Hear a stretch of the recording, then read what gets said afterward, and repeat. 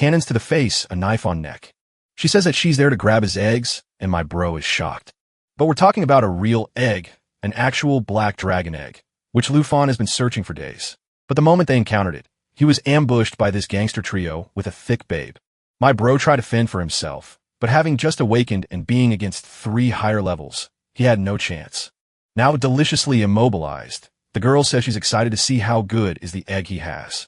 When military bro comes running with a smile, saying they found a jackpot, bro knows he's done if they steal it. While baby doll upon seeing his egg puts her tongue out and says that he's worthy to track. Our MC is about to throw his life away to fight for this egg, but why is he so interested in it? He's just a loser transmigrator as every other guy, the emo of the class always in the background. But this boy, even without talents, is being studying hard and training every day for a dream that I respect. He has a MILF aunt that makes some bread rolls that I desperately want to wit. Like, look at the sheer mass those rolls carry. And she walks around on nightgowns that can barely hold her bakery and attacks my bro with pure flour content. And with such a big motivator, of course my bro was excited for his awakening ceremony, getting a rare class and being able to provide for his family. But when the big day came, things went south because he got a bad class. No, other students did get some rare stuff like this guy with a rare magician talent. But Lufan shocked everyone. One of the rarest professions, but at the same time one that put a frown on everyone's face. The director even felt sad for the boy. He had awakened a legendary dragon tamer class, on paper extremely rare. On reality, the worst, because it does absolutely nothing without a dragon. Creatures extremely rare, strong, and that don't accept being tamed by no one. So this was bad news. So when he got home and warm bread came straight at him, he could only feel sad. She was all happy asking about his awakening. While he could only think that he would be able to put some flour into that bakery, but swore that he would do his best and wouldn't give up. Alabama Aunt rested this hopeless loser head in her cinnamon mountains, saying that just he being alive was enough. But when he went to sleep, a sudden treasure appeared from his useless system, showing the location of a possible dragon egg. Now we know why the trio is taking my bro's eggs, and why he's unfazed by those white masses of heat in his face. He's used to it. Why he's not used to, though, is giving up. And in that exact moment, he was about to fight to death that the egg broke. Something flew straight out of it and went straight to the trio. They tried to fight it, but the 5 seconds of life creature went straight for a bite and flew straight through off the dude's whole body as if it was crossing water. Flesh rained down, and the other two knew they were bro, and hanging balloons were shocked on that newborn's power, and in a second was only both. He threw that trash to the floor and went straight towards the dragon, activating his only skill, the dragon taming technique. And in a second, the covenant had been established in a beautiful pose. Baby begged for her life, but unfortunately, he has a much more productive bakery at home. So the black dragon flew straight at the snow bunny, and she became tonight's third lunch right after bro was hugging the dragon all happily until that creature began to burn in some red aura. And guys, we have a problem. He's absurdly thick, but it has literal 10 minutes of life. So please avoid any remarks, okay? Don't go in the comments section saying something ridiculous like I would.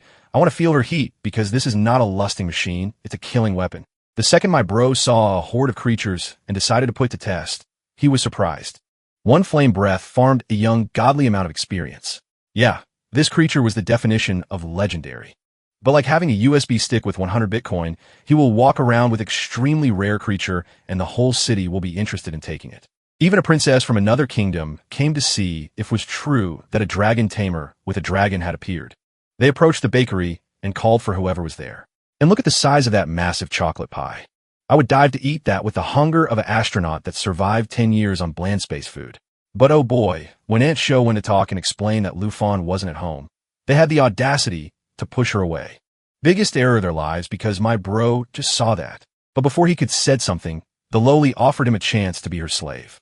If he agreed to be her subordinate, he would gain access to this incredible dragon egg. They were sure he would accept it, but seeing it was just a trash land dragon, he instantly refused. That pissed off the lowly and her guard, who committed a sin that will cost his life. He back-punched Annie on face. My bro, even I want to kill you now. So my bro pulled a legendary dragon blade and told the guy to get ready. But where he got this? See, after getting his first dragon egg, things went kind of south. With one of her abilities, he gained a level and she gained 2. The boy is impressed with the sweep he made. He then tells her it's not even worth wasting time with these little things. While he keeps gaining experience, he's looking at a cave, saying there's something waiting for them. A paw hits the ground and 3 lion heads appear. With the most original name of all, this is a 3-headed lion, a level 25 boss. Lu Fan knows that normally a giant group would be needed to hunt this, but now that he's with Xiao Wei, there's no need to fear. The lion suddenly roars, increasing his power. He starts to cast a fireball spell that takes some time to activate. Lu Fan warns Xiao Wei they need to interrupt the skill. She activates a power of flames around her while Lu Fan is advancing. Seeing all this madness coming, the lion is even afraid. Lu Fan is already on top of Xiao Wei, who has turned back into a dragon form, and uses a jaw attack to bite his head. With this, they interrupt the skill, and Lu Fan takes advantage to attack, giving a precise blow right on top of the head. With that, the lion falls to the ground. He realizes the beast died way too easily. Not to mention he's already up to level 14, and she's up to level 9. Also, the system's cooldown just reset, so he's going to receive another treasure map. He's already excited to see what comes this time, and calls the little dragon for a stroll in a part of the depths of the Chibaxa Mountains. The girl with blue hair tells the knight that the opportunity is very good and they can't let it pass.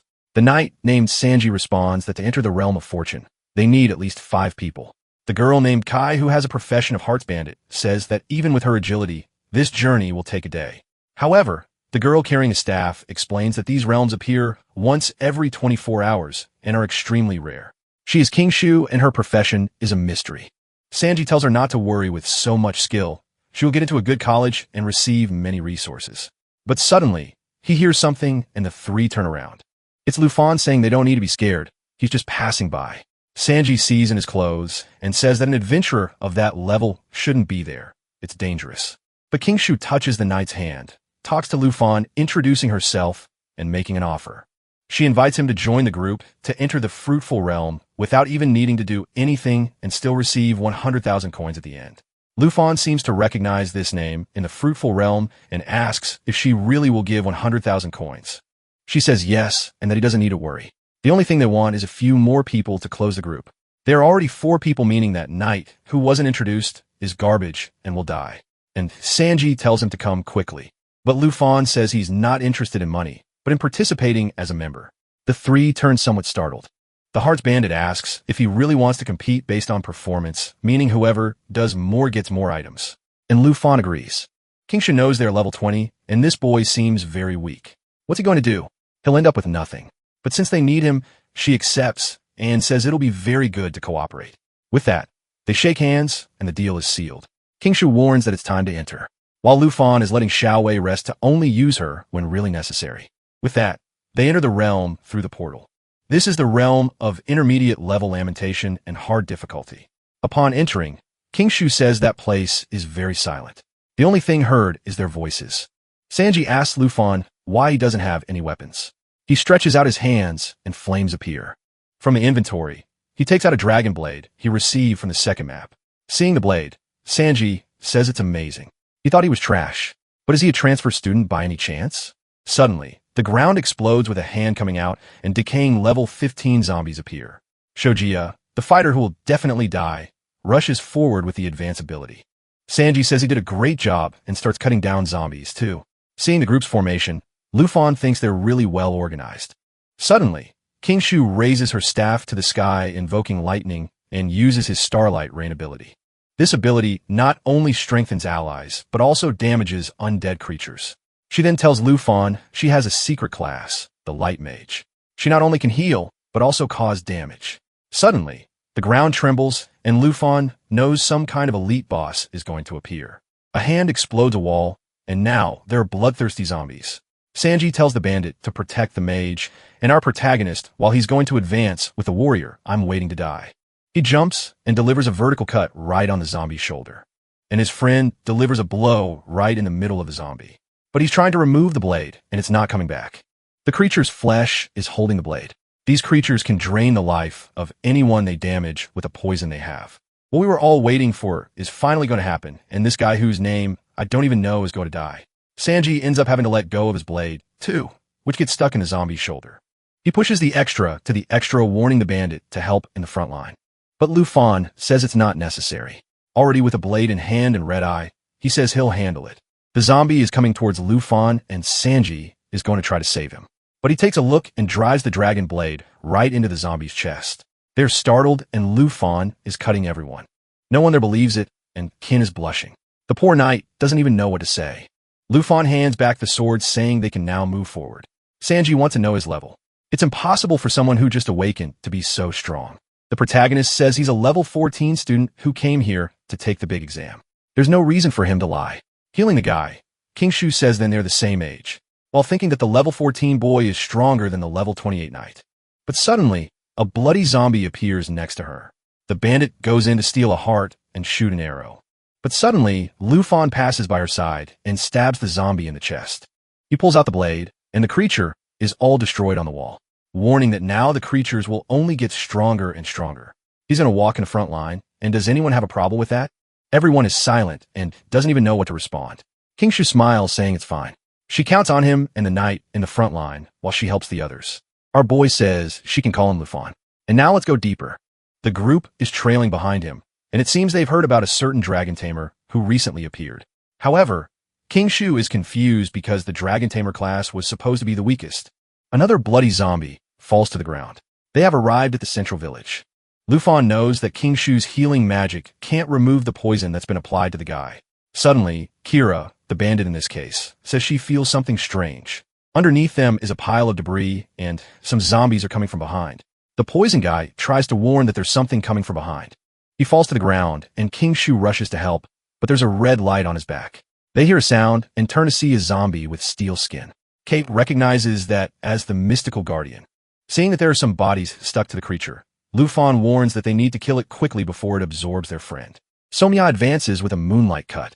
However, his blade can't even scratch it. Lufan is worried since the poison on the guy is attracting a bunch of creatures. He goes up and tries to stab the monster in the face. It seems to have affected it a bit, but it will still need a few more attacks as the creature has 40% more defense.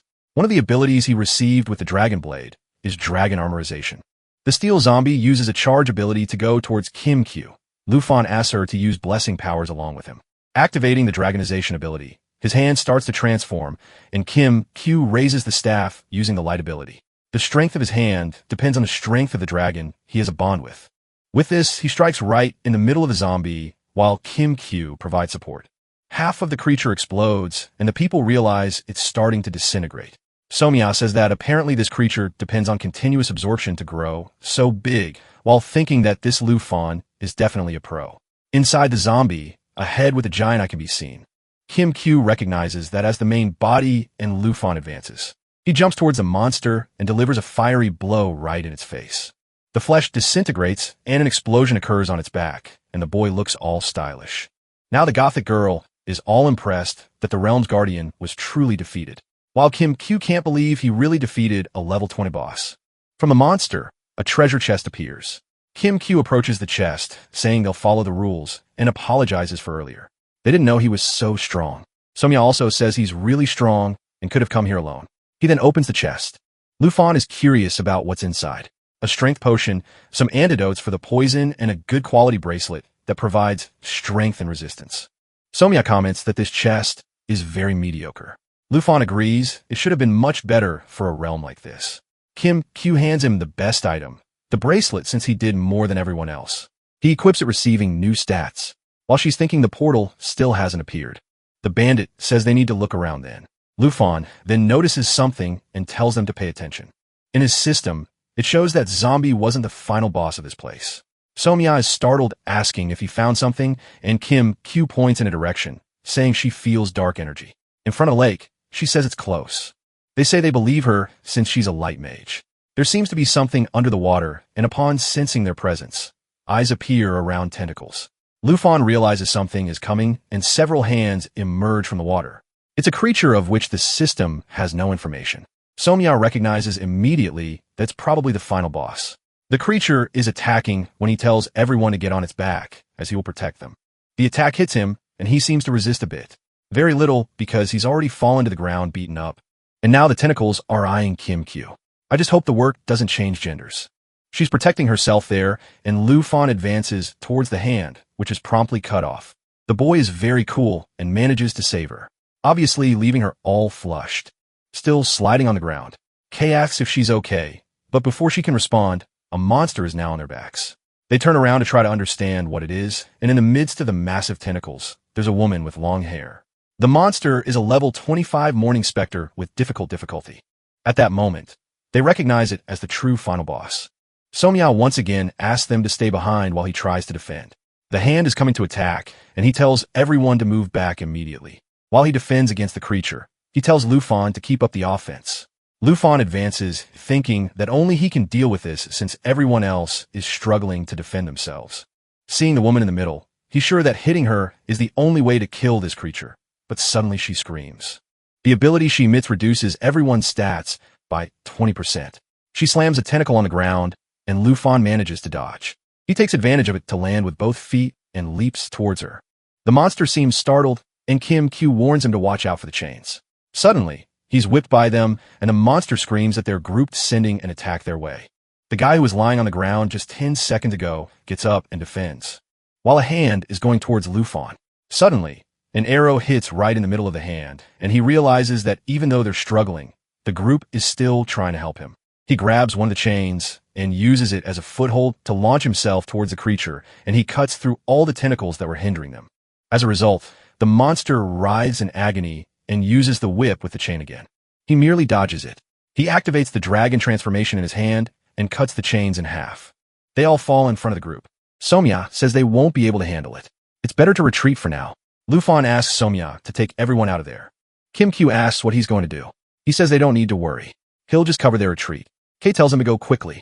While Kim Q thinks they're not able to help at all, Lufan is opening a giant red portal beside him. The monster screams in his direction, but now the boy is confident, saying she can come out now. The hand that was about to touch him gets bitten by Shoei. The group looks back startled, and here comes the black dragon fighting the boss. They can't believe a child actually summoned a giant dragon, which is easily cutting through the boss's hands. The boss is writhing in pain and tries to send a chain attack, but Shoei easily passes through it, cutting the chains, and the boss, which falls into the water without having done anything. The group is in disbelief that he killed the boss so quickly, while Kim Q realizes he really is the rumored guy, the dragon tamer Lufan. 300 years ago, someone says she was born there and was raised under the church's protection to avoid any kind of danger until the plague destroyed everything. Bodies piled up in the lakes with not enough graves. She desperately wanted to save everyone, so she prayed every day. But in the end, she became a hot goth. A cruel witch of darkness. She couldn't save the people, so she summoned the spirits of the dead so people could say goodbye. But the church that had sheltered her for so long accused her of causing the plague. They chained her up and dragged her through the streets. Thrown into the lake, all she wanted was to save everyone, or at least allow them to say goodbye. She did nothing wrong, and that was the story of the Morning Spectre. While the group wonders how Lufan can summon a dragon, he's asking when they're going to leave that realm. But the portal hasn't opened yet, so that means the boss hasn't died yet. The lake starts to bubble, and suddenly an explosion occurs, sending a wave towards everyone with a monster appearing in the middle of it. Evolving from Morning Spectre to a Vengeful Spectre, which not only gave her new abilities, but also greatly increased her stats. The soft-hearted bandit was trembling, unable to believe it, and the boss warned that no one would escape from there and launched a water attack. Shoei has an effect that prevents her from receiving debuffs, so she defended Lufan. However, the bubble that exploded from Kay's lair trapped her in a water trap. Sanji tried to help her get free, but it was immune to physical damage. Trapped, she apologized to Kim Q, who said it was okay. She fell to her knees, saying it was all her fault for insisting on coming to this realm. Lufan asked if she was going to give up so easily. She explained that the boss was immune to physical attacks, and only she had magic attacks, but she was too weak. The vengeful boss sends a hand attack towards Shoei, which can cause instant death or apply a debuff. Due to immunity, nothing happens, and Lufan warns that his dragon can handle it. Kay says that even though he's a dragon tamer, the level difference is still too great. The boss was preparing to attack again when Lufan said that dragons are incomparable. Shoei easily nullified all the effects the boss applied, and her stats increased when Lufan activated the dragon's inspiration. And immediately after he activated the lava flame, the barrage of fire hit the boss's face, causing it to melt in front of them. No one could believe what was happening as the boss was falling apart. Suddenly, she exploded, emanating an aura that would awaken all the bodies within that realm. A chest appeared and Shoei's and Lufan's levels increased. Sanji got excited, saying he could finally see the portal, but behind them several creatures were rising. Suddenly, Shoei flew past them, and with a flame attack, she swept the entire field. They recognized her as the giant dragon, and Lufan said her name was Shoei, and these monsters were nothing but toys to her. And he turns around saying it's better to worry about the rewards. He says that according to the rules, he will choose first and asks if anyone objects, and obviously, no one says anything. So he opens the chest, which emits a light. Inside, there's an excellent quality sacred light stash, a twilight cloak also of excellent quality, a morning ring of rare quality, and what Lu Fan chose was a class change scroll. It allows someone without a hidden class to have a chance to advance to a higher class. Kim Q said it didn't make sense. That wasn't the best item he could take. He could take the rest for himself. But Lu Fan said it was okay. This is the item he wants, and these equipment items suit them more. She goes to the chest, all greedy, saying that if it weren't for him, they would have died, and because of that, she offers him the ring. Lu Fan says if that's the case, he'll accept it then. And with that, the group is ready to return. While Kim Q wonders what other secrets he holds. 4 hours later, they return home, and this Annie came to be cute, throwing bread at his face. He told her to wait a little longer. He's still dirty and needs to take a shower. But suddenly, she started crying, saying she was worried, and hugged the boy. He apologizes for leaving only a note, and says it won't happen again. He pets her all sweetly, telling her to stop crying. This aunt is a dangerous national wish that. I've seen less passionate couples than those two. She pets Shoei, saying she's impressed that this cute girl really is a dragon. Lu Fan wants to give the scroll to his aunt while she's petting Shoei.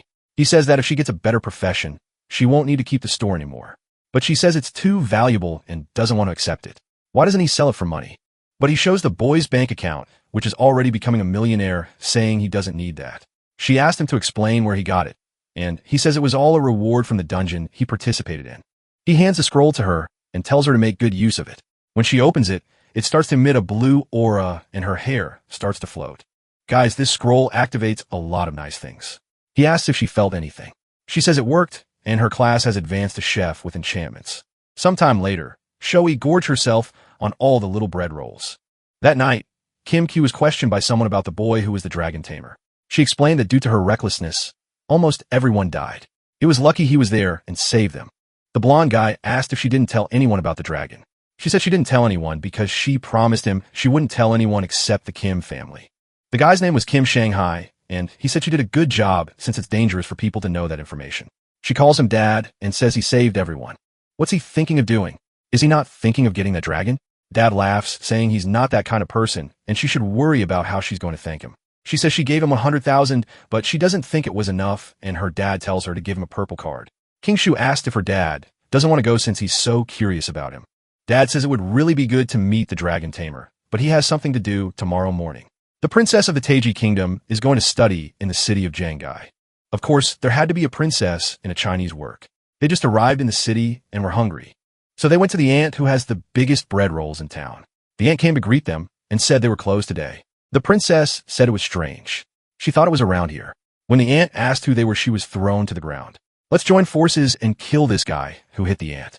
The princess asked her if she knew someone named Lupin. The protagonist came down the stairs, asking if they were looking for him. But he was shocked when he saw that scene. His aunt had been beaten, and the princess was saying it stank there. Lupin went to talk to his aunt, asking if she was okay. And the princess said she came to see him. Lupin turned around and asked who they were. The guys introduced themselves as Princess Jinzu, and the guy is K-Haunt. She said she had an incredible opportunity for him. Lupin was curious about this opportunity. She said that being a dragon tamer must be difficult. He was shocked when they opened the briefcase with a dragon egg, and she said that if he accepted the terms, it would be his. She asked what he thought, and said the conditions were simple. You would only have to be her absolute slave and never disobey any order. Thank God, we don't have to worry about the FBI, because he'll probably beat her. Confidently, she says that this is the reward she received, and it's the only dragon egg in the world. She asked why he isn't responding. He must be impressed with this incredible dragon egg. However, our protagonist is a bit disappointed. Compared to Xiaowei's egg, this one is very weak. With a look of dissatisfaction, he says that indeed the attributes seem interesting. The princess thinks he's an idiot who doesn't know how important a dragon egg is to a dragon tamer, while Lupin tells his aunt not to worry as he'll handle him. Jinzu says that without the dragon egg, he'll be useless. He should be excited about this news. Lupin says it's really amazing, but he refuses, disappointing the girl. Jinzu says he's refusing the chance to become her slave and still make history as a dragon tamer. Funny that she spoke as if the first part were a great opportunity. Lupin says that if that's all she's there for, she can leave because he's not interested in being anyone's servant. K-Haunt gets angry, saying he's being disrespectful to the princess who came there. Lupin laughs, saying that being someone's slave is ridiculous. Suddenly Jinzu points and says it's up to her mate to teach the kid a lesson. The aunt steps in front telling them not to get angry and stop it. But the knight slaps her on the cheek. Good heavens, we're going to kill this guy. She falls to the ground with flushed cheeks, and Lupin goes to help her. Kahant says he deserves it for offending the princess, and moves to punch the protagonist in the back of the neck.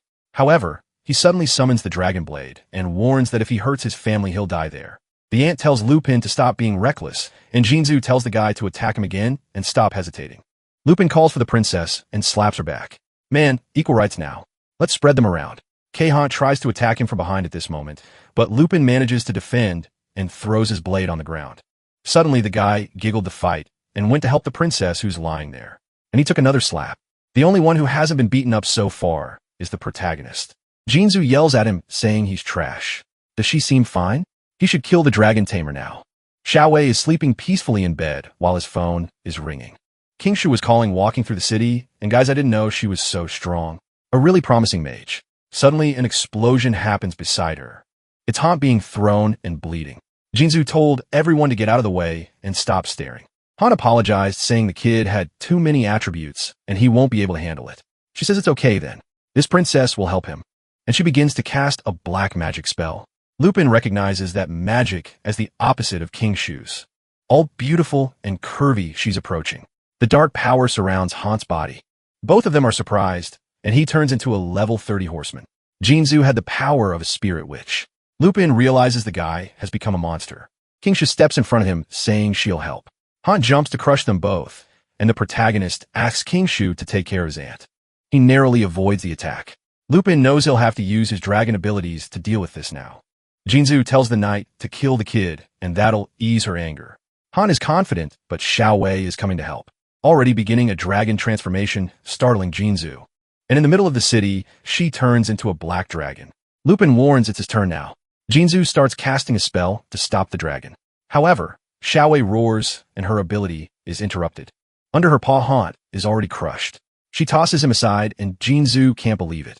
On the ground, he apologizes, saying it's impossible to win this. Lupin approaches and asks her if she was the one going to kill him. Desperate, she says he did something very wrong. She killed his mate, and he has no idea what will happen. He'll become the enemy of the Taiji kingdom. Lupin asks if she's really trying to scare him, especially since she came here to hurt his family. Xiaowei starts to conjure a fireball, and he says he doesn't care if she's a princess. Even if she were a goddess, she would have to pay with interest. That's what happens to those who hit the aunt of the warm bread. However, from the sky, someone on a griffin shouts for him to stop. It's King Shu's father, and she tells him to be careful. Xiaowei looks in his direction with a fireball. Lupin tells her to stop and cuts at Jinzu's staff while the griffin is passing by Xiaowei, who's just giving a glance. The guy descends from the griffin and tells Lupin to hide the dragon since many people are watching. From the back, King Shu tells him to go beg her father already. So Lupin orders Xiaowei to untransform, turning back into a little dragon. While King Shu was calling the protagonist, her father goes to talk to the princess. Talking to his aunt, they hope her father can handle the situation. But Lupin already knows things won't be so easy. Shanghai says it's the first time he's seen the protagonist, and he's already causing trouble. Our protagonist apologizes, saying it wasn't his intention. The aunt asks Shanghai if he managed to resolve the situation. Shanghai explains it will be complicated since her family not only has numerous businesses, but also holds a high position in this kingdom. Lupin says he doesn't care how powerful she is. He won't compromise his dignity because of a dragon egg. Shanghai says he's a good boy with integrity. He doesn't need to worry because they have a way to protect him. However, they can't do it alone, so he has a condition. Everyone seems curious, and Lupin asks what condition it is. Shanghai warns that he'll have to become the champion of the southern province in the grand exam, while Shanghai delays the princess as much as possible. King Shu says it's very difficult with all the best students from the entire southern province. But Shanghai warns once again that he'll only protect him if he achieves that title. Determined, Lupin says he accepts the condition. Meanwhile, in the hospital, Jinzu is walking around desperately asking why that guy hasn't died yet, and says to pass the order to the family to kill him. The next day was the grand exam, and everyone there was talking about the items and abilities they had. But everyone was stunned when Lupin showed up. But nobody there knew he already had a dragon. So they found it ridiculous that he had the courage to come there just to try to get into a university. Lupin thought he was too lazy to deal with all this nonsense. Gandalf appeared and told everyone to be quiet and warned that the exam for the southern province was about to begin. Lupin is waiting to transform all the scrolls he's receiving into one of better quality. when suddenly someone asks if he's really going to participate in the grand exam. When he turns around, it's that teacher from the beginning who gives him a teleportation stone. The teacher says he believes in his determination, but he warns him to be careful because it's a place where people can die. Lupin knows that the points you earn in this exam are determined by the difficulty of the portal you enter, and he's aiming for first place. Someone calls him, and when he looks, it's King Shu bringing another curvy girl named Xiaoman, and she's extremely strong. Blushing, she asks Lupin if he wants to team up with the two of them, but her friend doesn't seem to like it much. However, he apologizes, saying he'll participate alone this time, and wishes them good luck. Sad King Shu also wishes him good luck, while she thinks that with the strength he has, she would only be a hindrance. Her friend wants to know why she wanted to team up with the person who's the weakest here. King Shu says she doesn't know anything, and for sure this year he'll be the strongest in the south. So Lupin stepped through a portal. All the students were gathered under a dark sky where the exam would begin. Gandalf appeared on the projector and said the places were divided into normal, difficult, terrifying, and nightmare, and they should use teleportation stones to enter. In a normal level, the creatures are just projections, and you can't die. In the difficult level, the monsters are real, and you can use a teleportation stone to escape. The terrifying level gives 3 times more points, but it's extremely common for people to die, so it's not recommended to go alone. A guy named Hong Wu says the top one this year is his. Xiaoman recognizes him as one of the best in this province, and indeed, he has a chance to be in the top one. The other students feel discouraged having to compete against him. In the observation room, people seem to believe that Hong Wu is indeed the most formidable student of the year. The bald guy says he's also keeping an eye on Miss King Shu. She seems promising. Gandalf had high expectations for Lupin. It's a pity he awakened such a bad class. King Shu's father says he has a very promising person in mind, the dragon tamer Lupin. Gandalf is incredulous upon hearing this name, and the guy beside him says the boy hasn't even entered yet. He'll probably give up this year. Besides, Hong Wu already has 3,000 points and is in the top one of the ranking. Gandalf says apparently he's not giving up, but waiting for the highest level portal. The sky turns red, and they can't believe he's planning to enter the nightmare difficulty alone. Lupin is smiling when the guys reveal that no one has ever entered the nightmare and come out unscathed, but he's teleported to the skies. Gandalf is trembling, saying the last person who entered the nightmare was 8 years ago, and he had a miserable death. The bald guy says it's ridiculous. Apparently, they didn't educate the boy properly, and he should know what happens to those who enter the nightmare. Confident Shanghai says it's too early to draw conclusions, and they should just watch what happens. Gandalf is curious and asks Shanghai if he has so much confidence in the boy, while thinking it's impossible that he really achieved that. Lupin appears on the first floor of the nightmare difficulty. The fog is dense and can't see anything, but he feels there are at least 10 creatures. Some humanoid black wolves at level 10 appear and attack him. Lupin seems confident, saying that everything is just beginning now. A slasher's blade cuts through all the creatures, and with that he completes the first floor, earning 990 points. The old bald guy is incredulous that he really won with just one attack. Gandalf asks if he really found the legendary dragon. Lupin still has to climb quite a bit in the ranking. Suddenly, a guy with a red briefcase enters the room. The old ones can't take their eyes off Lupin's performance. The guy in the suit shouts to everyone and introduces himself as someone who came to investigate from the city of Langu. He wants to know where the dragon tamer, known as Lupin, is. His name is Kong Xiang, and he's a level 57 swordsman. In the tower, several vines are cut, and Lupin is progressing smoothly. One of the maps he had made was with the treasure there, and he finally located it. In the midst of all the plans, he manages to locate a book of accelerated growth skills. When he used his pet, gains double experience. Lupin realizes that this will obviously be perfect for Xiaoya. After all, he had noticed that she had difficulty leveling up, so this will help a lot. Kong Xiang is looking at the screen, saying that Lupin is in their school. They'd better interrupt this test now and call him here. Gandalf says the test is something very important for all students, and as the director there, he can deal with whatever problem the boy has. Kong Xiang then asks if he will deal with the punishment he deserves. The old man is curious, and Kong Hai asks him what he means by the punishment the dragon boy did. Kong Xiang tears off his arm, telling him not to come closer. However, he should know that if he tries to keep protecting this boy, the whole Jean family will go against him. He pushes him, telling him to get out of there, and tells the director to bring the boy now. Kong Hai lights a cigarette and says that after Lupin's secrets are exposed, neither the Jean family nor the superiors will care. Kong Xiang asks what secret he's talking about and says he's going too far. But Kong Hai grabs his arm and warns him that if he wants to go that far, he accepts this punishment, while revealing a deep dependence on cigarettes, since he doesn't even drop the thing in the middle of the mess. Kong Xiang warns that he'll report his actions to the Longdu superiors. Gandalf asks him to calm down, and Kang Xiang wants to know why so many people are defending this kid. Kang Hai says they just need to watch, and soon they'll find out why the Jin family will become insignificant. Kang Xiang is startled when he realizes that the boy chose the nightmare difficulty.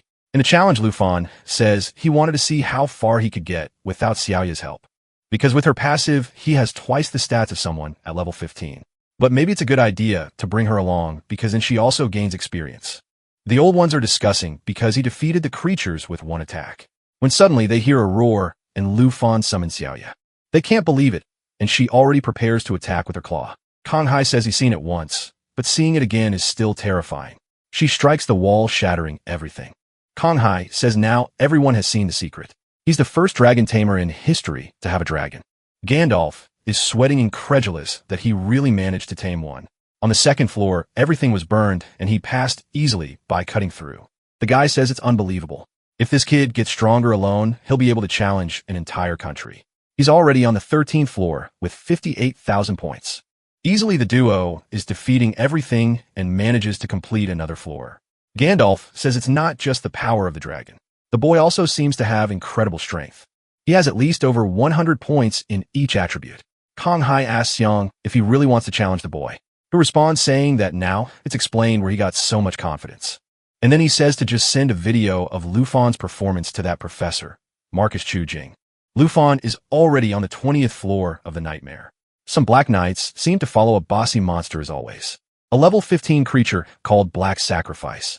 Lufan grabs Xiaoya's chin and says she's about to level up and activates the lava flame.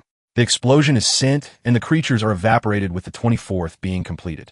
She goes up to level 11 and Lufan to level 16. With that, already has 98,000 points. 1 hour later, during the fear challenge on the 50th floor, a muscular guy was exhausted, thinking that this year's challenge was really perverse. However, he was sure that the only person who had a chance to beat him was that girl, King Chio. Since she was in a team and would earn only half the points, he was confident that this year he would be the top one. He was already shouting to the heavens, asking if everyone outside was watching his incredible performance. Obviously, they weren't my friend. They were watching our protagonist. They commented that he was also reaching level 50, and there they believed he wouldn't be able to go much faster. However, our boy was confident because Xiaoya had received a shape-shifting ability. She got a baby dragon form, a girl form, a giant flaming dragon form, and an end-of-the-world form. Suddenly, they both felt the ground tremble as stone ogres emerged from it. They were 3 giant level 20 amethysts, and the elders were sure he wouldn't get past them. While the other elders wondered why they didn't have a guy as good as Lufan in their school, Golem roared and went to punch Lufan. However, he was smiling, thinking that things had gotten a bit tougher in the middle of the tower. Xiaoya punched, stopping the golem's punch. He immediately ordered her to change to the end-of-the-world form. A red beam of light shot up, and the elders wondered what he was up to this time. Xiaoya had risen towards the sky, and the transformation was happening. Her eyes started to resemble the one from Lord of the Rings. She advanced to the end-of-the-world form, and her strength went from 400 to 2,900. The elders didn't even know that dragons could change combat forms. They were all scared of our boy's strength. Once again, the golem came to punch, but he easily dodged. He was activating the pet inspiration that increased all his points by 10%, but to be honest, it seemed more like 30% from the numbers. He then ordered her to bite the golem's head, and it was a perfect hit. The elders were incredulous that it had been damaged so easily. Professor Gandalf was sure that to do something like that, it must have had more than 2,000 points of strength. Another golem tried to grab Lufan in midair, but our Matrix boy easily dodged. At the same moment, he pulled out a transformed dragon claw and threw an explosion at the golem's head. The old man started poking the fool, saying he was lucky not to have provoked Lufan, who was about to be hit for the 3rd time. But this time he didn't dodge. It was Xiaoya who roared and weakened the golem. The rascal was confident, saying he would deliver the final blow. However, I think his was stolen because she smashed the ground and destroying the last golem. Seeing that both leveled up, he realized that the nightmare difficulty was the right choice. Not to mention, there were still many floors for them to level up. The old men who were just poking each other said that it seemed even the 50th floor wasn't difficult for Lufan. The brown-haired guy was a specialist in judging strength, and Gandalf asked what he thought of the dragon. The guy said it was hard to estimate, but it seemed that in the form change, she must have at least 2,500 strength. The muscular old man said it was impossible. How could a kid that age be stronger than all of them there? While Gandalf was thinking that he had already expected something like this, the elders warned that from the 50th floor on the X+1 function activates. Gandalf said this was established by those who first created the tower. Basically, after the 50th floor, you always encounter a boss on each floor. This makes advancing any floor beyond that extremely dangerous. And obviously for Lufon, who will only face bosses on nightmare level, is even more difficult. The guy smoking a cigarette said to stop talking and better watch Lufon, who at that moment was finishing off another boss. With that, he and Xiaoya leveled up again. However, he was starting to realize that each floor was getting much more difficult. But with Xiaoya in the World Destroyer mode, he didn't need any strategy. The elders were commenting that it was unbelievable that he was already on the 70th floor, while another one imagined it was possible to pass the 80th. But now seeing how he was doing it, the truth was that it was quite simple. He set fire to the fleeing creatures. A big mouthworm came, and he used the blood transformation. Xiaoya grabbed it, and it was over. He leveled up to 19, and the 83rd floor was completed. In the room, they were discussing if he can overcome the great final challenge. The great geniuses of generations always managed to get there, but all lost in this last challenge. However, Gandalf was confident, saying that Lufon was different. He'll be the first in the last decade to conquer all 100 floors. Some still doubted until one of them announced that he had reached the 99th.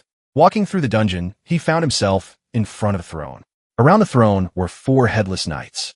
Suddenly the candles in the place lit up, and a headless knight with a blue flame arose. It was a level 55 boss that brought the end of the world. Lufon had heard about the kingdom of the headless knights, and it was an extremely difficult mission. Interrupting his thoughts, the knight advanced, activating a curse on Lufon that he would die automatically if his health dropped below 75%. He found himself in a difficult situation, but since there was no control skill, all he could do was charge forward and deal with the 4 at once. The headless knight unleashed the Pantheon skill from League of Legends. But our boy easily dodged and approached the first one, delivering a slash right in the middle of the armor. However, he realized that it seemed indestructible, and another one appeared behind to counterattack. Lufon barely defended himself and shouted for Xiaoya, signaling that the time had come. She appeared, smashing the knight and destroying the entire castle. They looked from above and apparently had dealt with the first in the floor. Another one advanced, saying that for killing the king, he should die. He used a lightning attack, but Lufon defended himself. However, there was one coming from the front and another from behind. He managed to escape the 3 attacks by jumping up while thinking that he needed to reach the 100th floor quickly. In front of the fireball, he told Xiaoya to finish it. A ridiculously overpowered attack because it caused damage and also restored her health. The poor knights tried to resist, but soon began to be vaporized, and the 99th level was cleared. Once again, they leveled up, and now the elder was eager to see what would happen on the last floor. The smoker said that today would go down in history. Gandalf, on the other hand, was beginning to get apprehensive. The 100th level on nightmare difficulty was theoretically impossible. He approached the throne and raised the sword when suddenly a strange red aura began to envelop the place. His weapon disintegrated, and he quickly realized that it was the last floor. In a split second, he found himself once again in front of the throne, now surrounded by the undead and with the king sitting on it. The monster was the level 60 Emperor and World Annihilator. Seeing that they would have to face multiple creatures, Lufon decided to test the destruction mode. And the rascal was still smiling confidently. He pointed to the king and told her to switch to the destruction form. The dragon roared, and her body was covered in flames. With that, her physical strength had dropped, but her spiritual strength had increased over 7,000. The old men who had been impressed for 30 minutes were once again in disbelief that she had another form of evolution. The headless maids pointed their swords and told the undead legion of 500 to advance on Lufon. But he told Shamie to use her new ability. While he fought the undead, the activation was being prepared until he turned and told her to activate the cataclysm. The undead were now just dead. The kill count was rising by over 100 per second, while the old men watched our boy running towards the king. The headless maids leaped at him and tried to stop him, but he suddenly started break dancing to dodge. He called Shamie, and now only 37 undead were left, once again activating the cataclysm, and the old men were once again in disbelief.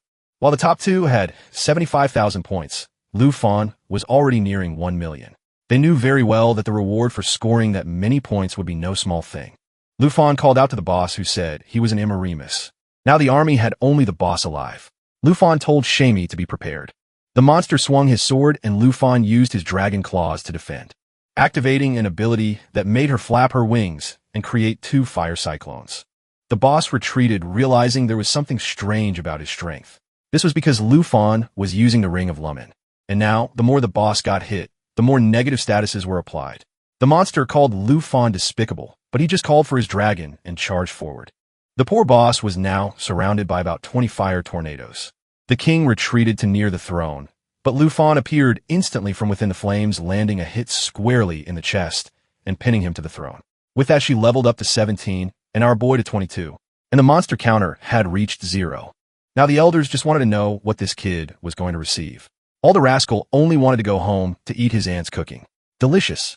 He was congratulated for completing the 100 floor, and the first item he received was an Ice Dragon King's Fury Skill book, a ring blessed with a wind spirit, and a cloak that granted resistance to fire and ice elements. Now it was just a matter of going home. Exiting through the portal, he was eager to see what the results would be until the elders came up to him, saying he was the pride of the school. While the elders scolded each other for doubting him, our boy was confused. Kin's father came immediately, saying that even knowing how strong he was still surprised. Lu Fan only mentioned that he had met the conditions he had asked for, meaning he shouldn't have any more problems with the princess of the Taiki kingdom. Shanghai replied that he could rest assured that it was resolved, and the man in the white hat overheard the conversation and left immediately. That they were talking about how no one had broken the record for over 30 years. Meanwhile, in the Dragon Kingdom on the northern border in the level 60 region, a man was watching our boy's performance while drinking a bottle of wine. He looked like Reinhardt from Overwatch, but he was actually Marcus Tu Jing. Someone knocked on the door and brought some books, saying his deduction was correct. An official from Dragon City, named Huan Shanfeng, was negotiating with that Princess Jin Shu. The old man was angry, and the white-haired boy said it seemed they had been receiving various privileges from the Jin family. Reinhardt said that now it was clear why they wanted to imprison Lu Fan. He got up angrily, saying they would have to deal with this Huan Shanfeng. He gave the order immediately to strip Shanfeng of all his rights and positions, and he was never to set foot in Dragon City again. Obviously, if he had any issues with it, he could just come and talk to him. With that, he turned and also said to keep an eye on this boy Lu Fan and ensure he received good resources. Looking out the window, he thought that once his mission there was over, it would be great to meet the future legend. But staring the red globe of light, he wondered if this would ever end. Meanwhile, in her room, Princess Jin Shu had just discovered that Huan Shanfeng had lost all his positions. However, the person on the phone informed her that they had found another dragon tamer in the city of Kinshao. She got excited, saying she hoped it was someone who understood the situation she was in. Hong Wu, the muscular guy, was now finishing his test with 89,000 points. The poor guy was exhausted, thinking he barely made out alive. However, he was confident having passed 72 levels, so he was sure he was top 1. He saw the elders with their backs turned and wondered what was going on there, already imagining that as soon as they saw him, they would all be praising him emotionally. Full of confidence, he called for the director, who asked if he had finished. He said yes, scored 89,000, and was sure he was top 1. The director just put his hand on his shoulder and said it was okay. He would still get into one of the top 10. Hongwu was confused about why the director was speaking with such a pitying tone. At that moment, he concluded that this was a lesson to stay humble and not let being top 1 go to his head. 7 days later, it was the date for the announcement of the exam results. Everyone wanted to talk to our boy and his aunt. Shanghai appeared, and she replied that it was better to talk inside. The official announcement showed that Lufin was in first place, but the number of points was confidential. Shanghai then announced that the government had also sent some special rewards. A book of the Blue Dragon's Roar that granted a thunder ability. A bottle of lightning potion that increased damage by 20%, green wind armor that reduced damage received by 30%, and boots with arrow wings that provided a teleportability with a 30-second cooldown. Lu Fan was happy having ability exclusive to mages just in the boots was already incredible. King Shu entered the house, saying that the 10 directors of each of the top universities were calling them for an interview. Lu Fan was impressed since the announcement had just been made. Shanghai told him to get used to this treatment, but then whispered that his results were being kept confidential to avoid attacks from other nations, as was the case with the princess. Lufin thanked him and said he wanted to meet the person who did this for him in person. The man replied that there was no need to rush because he would soon meet them. King Shu then handed him a card, saying it was a gift of thanks. Seeing it was a purple card, he knew it was worth 10 million coins, though they had agreed on only 100,000. Shanghai asked him to accept it as a thank you for saving King Shu's team. She then shouted for them to go to the village. Lu Fan was confused, but she pulled him, saying he had to meet all the representatives. Meanwhile, in a nearby forest, Jin Shu was asking Hong Tai what level the guy was at. He replied that he was at level 19 and the dragon at level 14. Smiling, she said that tamers were really different. The dragon she once wanted to give to Lu Fan was now in the hands of another guy. The white-haired guy was named Chun Tianzi, and the boss in front of him advanced. He jumped and sent his dragon to advance. A tail strike made the creature fall, and he went to lance its chest. With that, the dragon leveled up to 15, and he to level 20. The princess praised his talent, and he responded saying he hoped not to disappoint her. She informed Hong Tai that the dragon's lance would be given to the guy who said it was fine. Tianzi thanked the princess, saying that with the dragon, the lance, and her buffs, he would defeat the guy who ranked top 1. Tianzi had scored 210,000 points, and she estimated that Lu Fan had around 300,000. So with all these new items, he would surely win. Remembering the humiliation she endured, she ordered Tianzi to kill the protagonist and steal a black dragon. She pointed at him, saying he would become the strongest tamer in history. Tianzi replied for her not to worry. It would be an honor to serve as her knight forever. Our boy was now arriving at King Shu's house to be welcomed by the people. She asked which academy he would attend, explaining awkwardly that she didn't want to be too far away. Her father had told her to go to the same one he did. Lufan said he trusted in teamwork, so it would be good if they stayed together. And whenever he went hunting, she would be a priority. However, he mentioned he hadn't chosen an academy yet, but would let her know as soon as he decided. Embarrassed, she shouted that she would try to enter the same one as him, and he smiled back, saying that was a good plan. As they entered the room, he was stared at by a priest and 3 healthy-looking girls. He introduced himself, greeting everyone, and the priest came over saying he had watched the video and was impressed. Facing the people, the priest said he would receive 10 million dragon coins and access to any kingdom. The gray-haired girl said it was shameful for him to come all the way there with such a horrible offer, saying that with her, he would receive 20 million and access to a secret kingdom that the public couldn't enter, called the Snow Kingdom. Everyone started arguing, each one touting their offer. Then an alternative-looking girl told our boy that if he entered her academy, he would have the right to compete in the national exam. The other said it made no sense as he was just entering college. So how could he compete at the national level?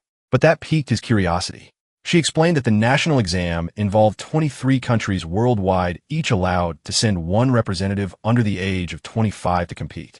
Of course, the rewards were extremely rare treasures. The priest and the gray-haired girl kept saying it was too much for someone just entering college. But our friend with the piercing insisted that from what she saw in the exam, he had the potential for it. Lu Fan knew that this wasn't just a competition with great prizes, but also a chance to elevate himself to the rank of the strongest. At that moment, the system updated, indicating that he had received a treasure map. He was thoughtful because the first one had led him to the Black Dragon Egg. The map showed it was at the Dragon Capital Academy in a safe region. Gohan was about to increase her offer, but Lu Fan immediately said he had decided. He would go to the Dragon Capital Academy. For days later, he was closing his aunt's shop. She said she never imagined she would leave there and was a bit reluctant about not having to work anymore. But our boy told her he would take care of her. He was assembling the perfect team, and 2 girls in the car were already calling him too. Of course, all of them applied to the same academy as him. King Shu said she hadn't applied there, but her friend revealed the secret. Lu Fan cared so much for his aunt that he even contacted Gohan to get her into the academy. It's the first time I've seen someone bring their aunt to the academy. Considering how delicious her food is, I'd say he's smart. He'll always have good things to eat. Look how she thanks him, clinging to the boy and crying with joy. Everyone gets in the car, and before getting on the plane, our boy thinks about how he promised to give his aunt a better life. And he will. This is just the beginning. Sometime later, they are impressed by the Dragon Capital City until someone calls for the princess, and Lu Fan turns to see who it is. Coming face to face with Jin Shu and her 2 lackeys. Hong Tai looks confused, and Lu Fan wants to know what they are doing there. Tianzi immediately wants to charge at our boy. Even the princess tells him to calm down because it's not time yet. The girls are all worried, wondering what the princess is doing. At that moment, Gohan appears, saying both groups arrive together, and tells them to come on. She says it's a coincidence that the 2 dragon tamers are the first and second in the ranking. Lu Fan is shocked, not expecting someone with the same profession as him. Tianzi says he's been hearing a lot about him. Lu Fan turns to Gohan and says they can go see the school now.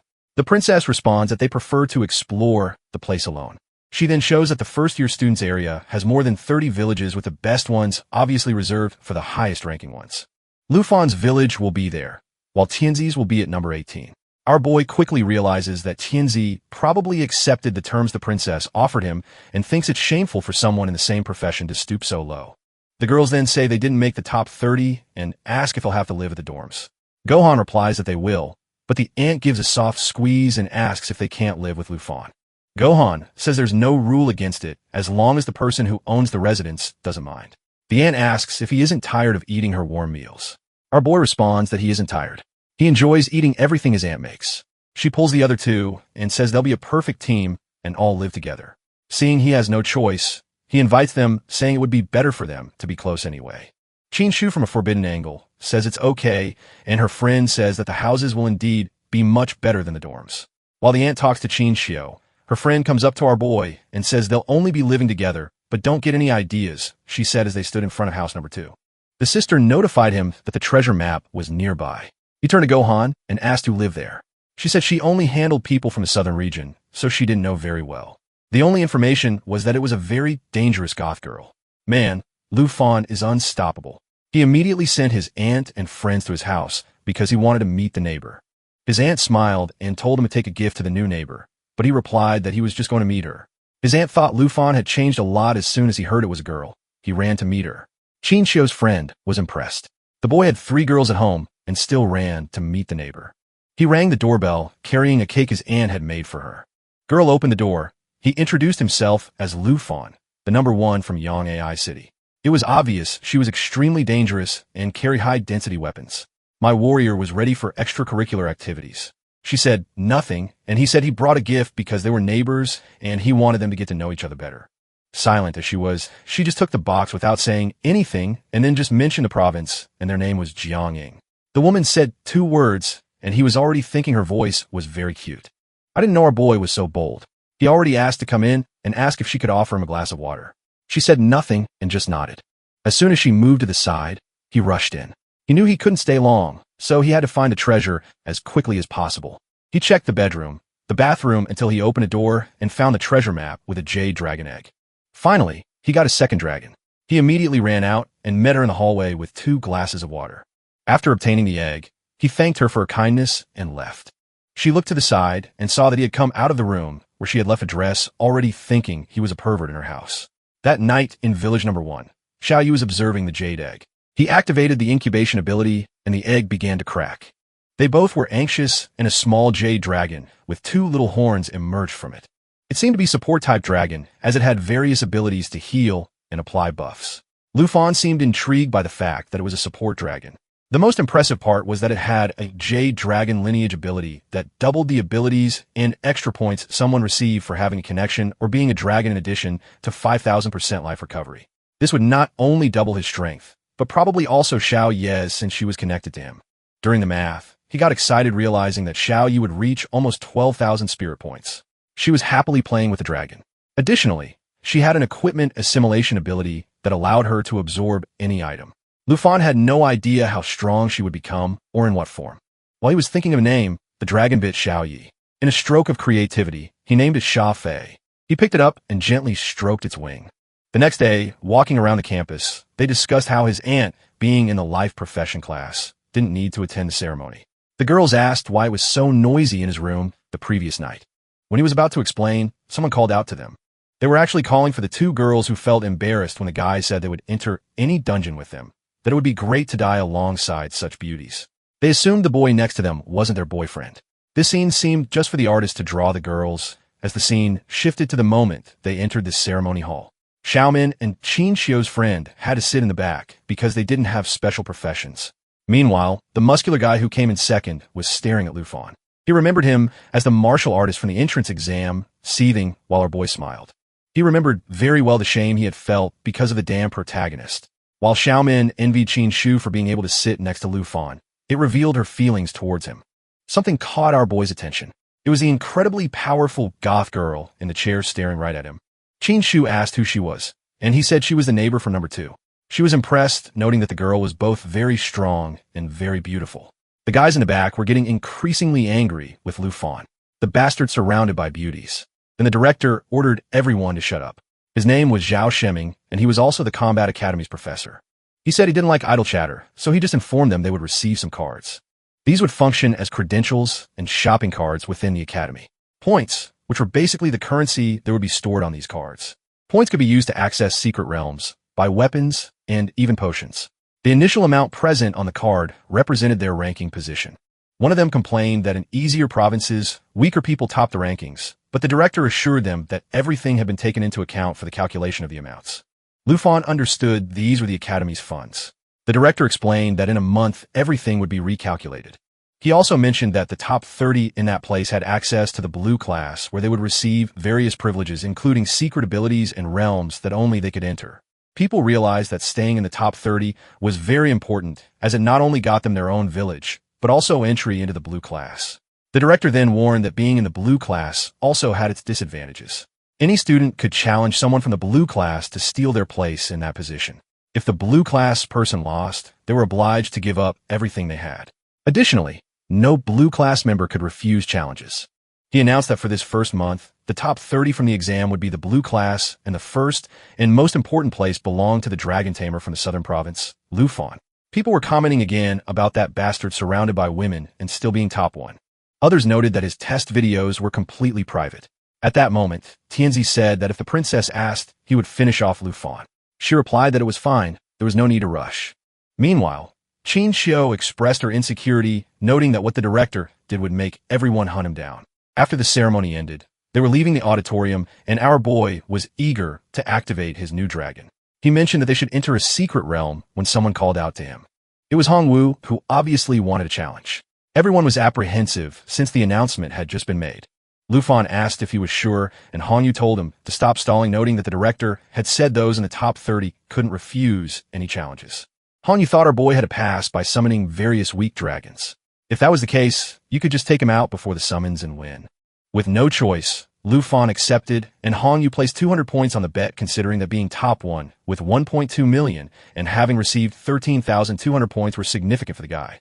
From the corner, the princess and her group were eager to see how Lufon would perform. Hongwu started the count from 1 to 3, while Xiaomin seemed insecure. Qin Xiu told her to relax, because she hadn't yet seen Lufon in action. The professors were also curious. As the count reached 1, Qin Xiu said now she would understand who Lufon was. Hongwu leaped towards him, activating a punch with accumulated ki. Strangely, our boy vanished into thin air. The guy realized it was a teleportation ability from second-class mages, but the boy was a dragon tamer. Lufon appeared behind him and told him to come on, asking if that was all he could do. Hongwu concentrated energy into both hands, saying that he was asking to die, and launched a series of palm attacks, but our boy advanced to dodging easily. The fool was confident, thinking that as long as the boy didn't summon a dragon, he would win. Suddenly, Lufon was about to kick him in the chest. He activated his shield, sure that someone with less than 208 points of strength couldn't break it. Of course, the shield was broken in the middle. The poor guy spat tomato sauce as he was thrown to the ground. Even Lufon was disappointed, wondering how someone could lose so easily. The crowd was asking where the dragon tamer's dragon was. Our boy approached, saying he didn't even try hard, and that losing like that was ridiculous. The princess asked Tianzi what he thought his chances of winning were. He said that from what he saw, he had a 30% chance, but with the princess's buffs, he had 70%. She seemed excited, saying that was a good probability. Lufon then swiped the guy's card, taking the 200 points. Hongwu noticed he had 13,000 points. The professor had shown the calculation of how the points were determined. During a quick calculation, he realized Lufon must have scored at least 1.3 million in the exam. He knew Tianzi, the top two, had scored 210,000. Watching our boy walk away, he thought it was the most embarrassing moment of his life to think he could beat him. In the entrance hall of the secret realms, his aunt appeared worried, asking Lufon if he was okay. Our boy said yes, while Xiaomin was commenting that she hadn't imagined the boy was so strong. If his kick caused that much damage, she didn't want to imagine when he summoned a dragon. Lufon then called everyone over, presenting where they were going to enter. It was a dungeon known as the Forest of Poisonous Spiders, one of the best places to gain experience. His aunt mentioned that she was there, but didn't know how to fight, so it would be very dangerous for her to go along. Of course, our boy said not to worry, that he would take care of his aunt. He then mentioned that the only problem was they needed one more person to make 5. Qin Xiu suggested they take a look around. The number 2 girl and neighbor were right there. She was definitely the best option to join them. Lufon approached her, awkwardly calling for Jiangying. Seeing the look of disdain on her face, he was sure she didn't like the home invasion. Awkwardly, he mentioned that he noticed she was checking out the available dungeons. Would she like to join their team? Seeing the rascal with 3 girls beside him, she called him a pervert. His aunt and friends asked what he had been doing to make the girl think that on the second day. He fumbled, unable to explain. He turned to Jiangying and admitted that their first meeting was strange, but he wanted her to join them in the dungeon. Seeing it was the Forest of Poisonous Spiders, a good option, she agreed. He smiled, and everyone seemed excited because now the team was finally complete. When he went to pay the entry points, she said it wasn't necessary. She swiped her card showing 8,744 points. Holy smokes, that meant she must have scored at least 800,000. This dense girl could almost be the protagonist of the story. Soon, the four of them appeared inside the spider realm. And do you remember that the last chapter ended right when Lu Fan and his friends were entering the dungeon? The inflated goth went ahead, and the girls in the back were asking why he chose such a difficult place. Our glutton answers that he chose this one because it's the dungeon with the most experience. It's the highest level. Then the ant shows up offering tasty stuff as always, which were some cookies that increased their experience gain by 20%.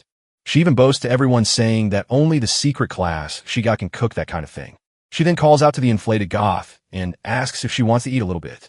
The goth turns around and asks if that cake from last time was made by her. She asks if she's talking about the one our boy delivered and says yes. While Jianing watches, the other girls start praising the ant's cooking. She lets out a small smile, and our boy immediately notices something moving in the bushes. He tells them to be careful. They've been found. At that moment, a level 40 black scaled python rises in front of them. Man, Xiaoman throws herself at it, calling out to Shizhen. She strikes the creature's mouth, but it doesn't seem to deal any damage. Qin Shu comments that these level 40 creatures won't be easy to defeat. The ant was even thinking about cooking some food to give them strength. But our boy says it's not necessary. They should focus on the fight while he handles these problems. So they understood boy. The problem is the fight, but what are you going to do? Jianing already knew what the boy was up to. They thought a crazy dragon was coming, but our boy summons the latest novelty. Xiaoman asks if it's a dragon, and our boy tells Xiao Fei not to sit on his head and be so unruly. The girls all realize that apparently, and our boy had two dragons. At that moment, the python attacks Xiaoman, and our boy tells Xiao Fei to use the emerald light. But my goodness, how many Xiaos are in this story? A shield is summoned in defense Xiaoman. She falls to the ground like a fool, and Qin Shu rushes to help. She gets up leg splayed, saying that apparently she didn't take any damage. The emerald light increases defense by 30% and withstands 3 attacks. Our boy tells everyone to relax. As long as Xiao Fei was there, they wouldn't get hurt. Seeing this effect, Qin Shu gets alarmed, saying this was better than a second-rank priest. And Xiaoman is impressed that her defense went up so much with just one skill. At that moment, the python lunges at the two of them. Our boy approaches and warns them to be careful. He would handle it. However, suddenly a red laser shoots past him. Man, the attack hits the python in the mouth and goes right through it. It was Jianing. Didn't I say this damn girl has potential to be the protagonist? And man, from this angle, she really does have a lot of potential. Not only is she level 21, but she also has a sword masterclass and uses an overpowered sword. Lu Fan already realized that if it weren't for the system, he'd be getting stomped by her. The question is, would that be so bad? Enough of that, because our boy tells the ant to duck. There was a spider right behind her, and she was totally distracted. Jian Ying's attack deflects the spider's attack, and our boy saves her just in time. The problem was that these were silver spiders with extremely high defense. Besides being level 45, they were immune to armor-breaking effects. At that moment, Jian Ying charges in on her own. The spider activates a quick claw attack ability, but Jian Ying continues dodging easily. Our boy steps in and tells her to be careful. He defends the spider's attack, but to be honest, the girl was handling it just fine. She even gives our boy a scolding, telling him not to let his guard down. That's because there was an entire nest of spiders ahead of them. He then summons an army-destroying sword and says there weren't just silver spiders there. In that place, there were also black web spiders. The spider could kill any creature after trapping it in its web for 60 seconds. Rushing toward the creature, our boy tells Jianing that she has multiple class weapons, which is impressive. She says that the sword master class can forge his own blades, and they've been with her since level 1. And now from this dangerous angle, she says it's not the time for talking. Our boy quickly realized that while this class improves dragons, her seem to enhance various swords. In a way, they were similar. But at that moment, a spider creeps up behind Jianing. Our boy defends her and calls for the dragon's emerald light. Then Jianing prepares the army destroyer and strikes the spider on its backside. She manages to kill it and thanks him, saying that the 30% attribute increase was very helpful. While our boy can't stop being impressed with Jianing commenting that her class is very versatile, they suddenly hear a scream. While he's having fun with the goth girl, the ant and the others are in trouble. He runs, saying he's going to help them while telling Jianing to hunt down the black web spider. She stands there and moves for a second. With that, the girls were all using a bunch of skills. The dragon Lu Fan slicing left and right, while Jianing was just watching. At that moment, suddenly an attack comes from behind. Luckily, she blocks one with her sword, and the other 3 are stopped by her skill. She starts running, but Lu Fan tells her not to stray too far with that injury. The other girls then tell him to go help Jianing, since they were managing with the buffs. Our boy runs off and says he's leaving things to the ant. After walking through the forest and passing under a web, he finds Jianing face to face with a black spider.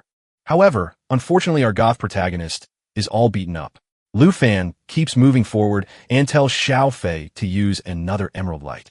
She turns and says she can handle it herself. But at that moment, the spider activates its ability that kills the target after 60 seconds. Lu Fan rushes past her and tells her to stop being distracted and follow the opportunity he was creating. With that, he activates a claw transformation skill that depended on the Emerald Dragon's power. He prepares the attack and sends a slash at the spider. The creature is cut in half, and Jianing is impressed that he took it down with just one attack. Even though he was ranked above her, his attack was as strong as her mountain destroyer. Lu Fan tells them to keep advancing together and uses the ring speed buff. She sets her swords to circle around him while our boy moves forward. And now our goth girl wonders why even seeing someone so strong ahead of her all she could feel was peace. Lu Fan is all happy that Xiao Fei had leveled up to level 3. Meanwhile, depression has hit Jianing, who feels down for having been helped. Just then the rest of the group calls out to them, saying they handled the silver spiders. Lu Fan turns to Jianing and says she's strong, but regardless they wouldn't let their allies fight alone. Once again she's healed and left speechless. Oh boy. At that moment the girls all approach and ask if his little dragon can heal. He says yes and activates the life fountain skill, which creates a regeneration area around everyone. Jianing is left thinking that the team she found wasn't so bad after all. Some time passes, and they're confused trying to find the exit. It seemed like the end, but they hadn't found anything, and they ask what Lu Fan was seeing. When Qin Shu approaches, she gets startled. In front of them was a crater full of spiders. That was the lair of this place's secret boss. Looking down, he knows about its mass absorption and madness abilities. The boss could use other creatures to recover its own life, not to mention it could boost all their stats. They would first have to deal with all the spiders. The girls tell the ant, who's just starting to go into dungeons, to look at the scene or she might get sick. She says she's strong and decides to take a look. A second later, she's vomiting against a tree, saying it's too disgusting. Jianing says that no matter what they decide to do, the first have to deal with the smaller ones.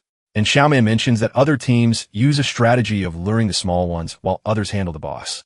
The problem is that this would take about 4 days, and the ant says she didn't bring that much food. Obviously, Lu Fan raises his hand and says they don't need to follow other team strategies. The girls ask if he had an idea and what he was thinking of doing. At that moment, our boy just yells and calls for Xiao Wei, telling her to assume the destroyer form. Xiaoman and Jianing are startled by the creature's presence, and the spider boss starts screeching up. That's when our boy tells Xiao Wei to leave all the small ones to her. With that, she jumps toward the hole, and right then he activates the cataclysm.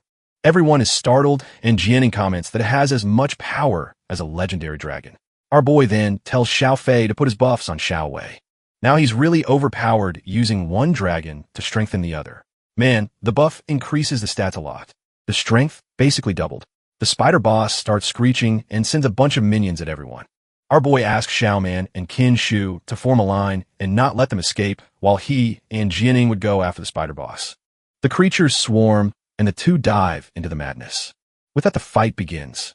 The two fall under the nest, and our boy calls for Xiao Wei, telling her to clean their side. She launches a cataclysm attack while the two of them run toward the boss. Jianing is scared of getting caught in the fire and being burned to death. Meanwhile, our boy looks up and asks if Qin Shu and the others are doing well. They're using spells to stop the rest of the spiders from escaping, and our boy says that now it's just him and Jianing to deal with the rest.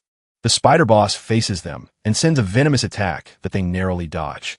With that, he activates Xiao Fei's buff to protect Jianing. Man, in the spider boss's web, anyone caught dies in 6 seconds. Our boy slashes, but a touch of the web leaves a cut on his face. He then tells Xiao Wei that the time had come. Xiao Fei seems to activate another buff and smiles. With that, he tells her to activate the ability to burn the whole place. She flaps her wings, creating a blaze around the entire cave. Jianing is scared, wondering if that wasn't enough power to destroy a nation. With that, the creatures are flying up, burning. Meanwhile, our boy clears the webs and calmly walks toward the boss. The Jade Dragon leveled up to level 5 and even received a new ability. And now comes the moment everyone was waiting for. The evolution of the little green healing dragon 2. A little dragon girl, right guys? There's always got to be one. But to forgive the Chinese, the art turned out pretty cool, so it's all good. The green light begins to shine from the heart, so speak. And at that moment, a paw swings down toward Jianying's head. She barely dodges, and now receives the Emerald Blessing, which also gives her 3 attack buffs. She commands her swords to strike, hitting the boss head on. Her attack, which previously couldn't deal damage, now went straight through the monster. The buff not only amplified her attack, but also used the creature's own attributes. Our boy is just petting Xiao Fei, congratulating her on the evolution. He noticed how much stronger our goth girl's attack had become, and then he tells Xiao Fei to apply the buff once more on Xiao Wei. She flies off, sits on Xiao Wei's head, and activates it again. With that, she apparently drops 3 crystals on her head. Xiao Wei activates the ability to burn everything again, creating another explosion. And Jianing knows that based on the number of attributes, that blow had over 10,000 attack points. The boss starts writhing in agony, and our boy calls out to both of them, saying it's time for the final blow. The artist isn't stupid. In this angle, there's no protagonist, right guys? That's because he's already up above blade in hand. And from there, the man strikes the boss's head, activating the blood pact with the dragons. And Xiao Fei applies another buff on our goth girl, who sends a barrage of swords to assist our boy. With that, everyone levels up, and the 2 dragons revert to their forms. Mission Jianing asks our boy how many points he made, and he says about 1.3 million. She comments that with that power, it should have been much more. And he explains that it's actually because that's the limit for nightmare difficulty. Mission Xiao Fei runs to hug him, and Xiao Yi is already getting angry. Meanwhile, our boy calls the other girls, and they show up. With that, poor Jianing is left despondent, realizing that while she wasn't far behind in points in terms of power, there was a gap that couldn't be closed. With that, the mission was finally over, and they began opening the chests. And after all that had happened, Jianing agreed to join the team.